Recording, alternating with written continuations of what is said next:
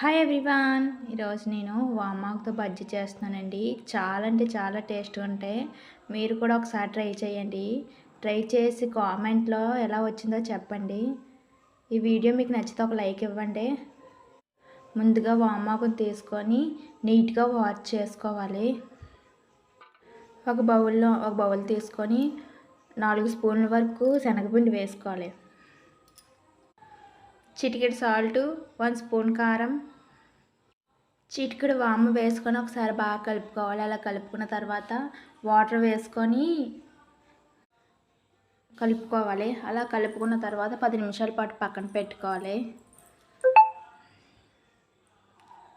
Stove on చేసుకొని pan పెట్టుకొని deep ఫ్రైకి సరిపడా ఆయిల్ వేసుకోవాలి. ఆయిల్ హీట్ అయ్యాక బజ్జీ ఆకులతో బజ్జీలు వేసుకోవడమే.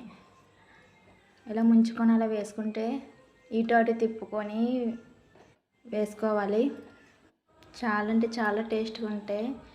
నా వీడియో మీకు నచ్చినట్టయితే ఒక లైక్ ఇవ్వండి. కుదిరితే కామెంట్ చేయండి.